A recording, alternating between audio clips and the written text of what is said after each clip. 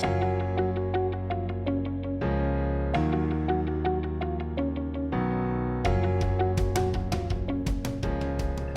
there, it's Russ Kavalhuna, your president. Throughout March, our college and our nation will celebrate Women's History Month. My guest this month is Shai James Boyd, our Assistant Director of Advancement and Alumni Relations. She is also the ACE Women's Network representative for our college. She is also very close to completing her doctoral degree in community college leadership. Congratulations, Shai.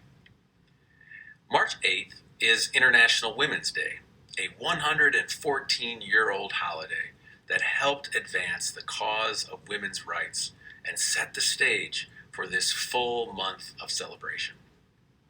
International Women's Day dates back to 1908, when 15,000 women marched in New York City to advocate for better working conditions and equal rights.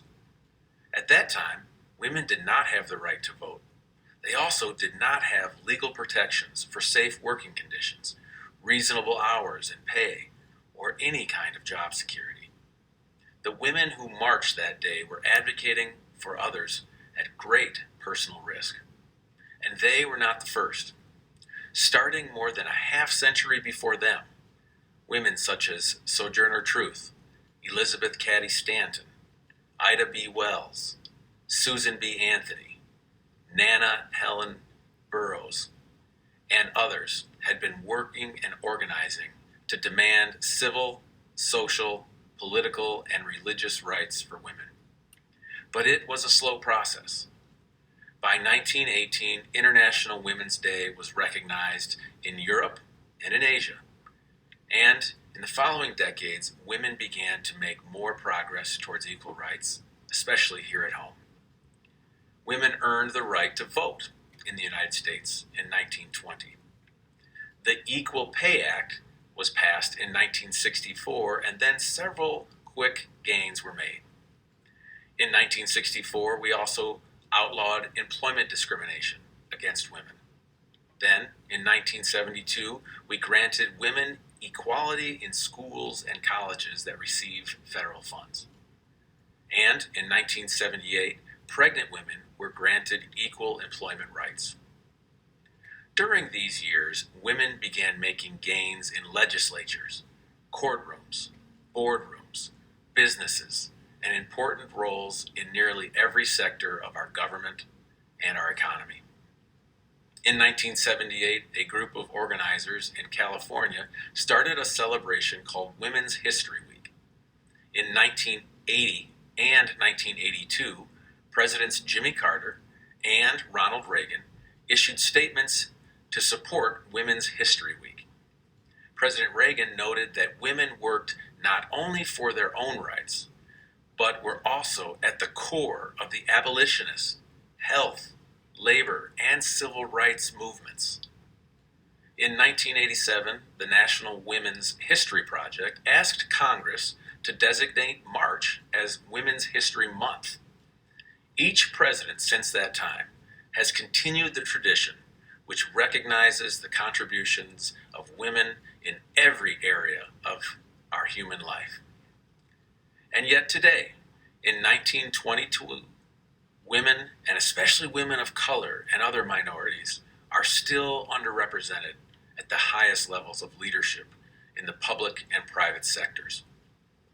Women still tend to earn less than men, and their continued legal and cultural disadvantages exist in many parts of our world, which shows us that we must continue advocating for equality and justice for all women. People who know me know that women's leadership and women's rights are of personal importance to me.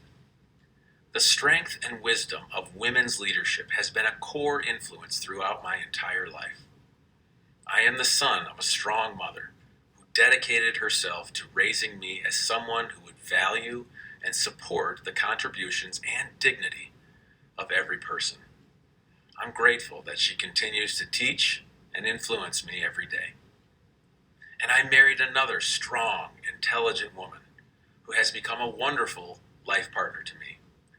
My wife, Courtney, and I are raising our 7-year-old daughter and our 9-year-old son to believe that nothing can stop them from achieving the dreams that they are willing to work for. I believe that women in leadership roles represent a powerful symbol of possibility. Women in leadership are an embodiment of the idea that you can achieve great things, and sometimes you have to fight for them. I want my children to grow up seeing strong, ethical women leaders all around the world. And I am very proud of the women in leadership in our community, our state, and our nation. I'm also immensely proud of the women who work to make a difference at every single level of our community and our college. Women help to create the fabric of an educated, happy, and healthy society. Women are often the ones who do the hardest and most creative work and receive the least recognition for it. I want our college and our community to value and recognize the countless ways that women create a better world. I want the women of our community to know this community and me, we see and hear and honor all that you do. I hope all of us will find enrichment through the activities and study of Women's History Month and the other recognition and heritage months throughout our year. This is one step toward a more equitable and inclusive community that celebrates every form of human diversity. So, I wish you all a happy Women's History Month. Hello, I am Shai James Boyd, Assistant Director of Institutional Advancement. I am also your Michigan ACE Women's Network representative. And I'm pleased to share a few words about Women's History Month and celebrate International Women's Day, which is today. Women's history is celebrated here in the US every March. And when I reflect on women's history and its significance in my life, I can't help but talk about the women in my family who have poured into me since birth. I also think about women like Rosa Parks, Susan B. Anthony, Barbara Jordan, Amelia Earhart, Michelle Obama, Mother Teresa, Coco Chanel, and Oprah Winfrey. Yes, these women refused to play by the rules that society handed to them. And by doing so, they forever changed the course of history for all women. Yes, these women stand tall because they blazed trails that seemed impossible. They faced economic, political, personal, and of course, racial obstacles, and yet they prevailed. Yes, these and many other women, past and present, have earned their place in our collective women's history portfolio. But when I think of these great women, I also think about the women of Henry Ford College. Yes, you. At HFC, more than 260 women are dedicated to student success. Your wives, mothers, aunts, sisters, and grandmothers. But to the HFC community, you are administrators, instructors, professors, counselors, advisors, deans, vice presidents, managers, and directors. And without you, Henry Ford College would not be the great college that it is today.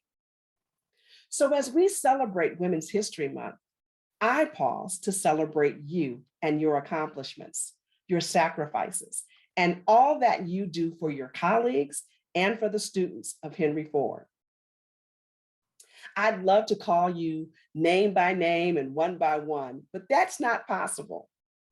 But it is fitting that this month, on behalf of Women Lead at HFC, that's our network for women here on campus, we launch a new program called We Speak Your Name. This is just our small way of highlighting and celebrating the women on our campus who make outstanding contributions to the college all year long. So watch for that email because you could be that first person that we spotlight as we speak your name. I'll leave you with this quote by Hillary Clinton. Always aim high, work hard, and care deeply about what you believe in. And when you stumble, keep the faith. And when you're knocked down, get right back up and never listen to anyone who says you can't or shouldn't go on. On this International Women's Day and all month long, I salute you, the women of HFC. Now go make it a great day.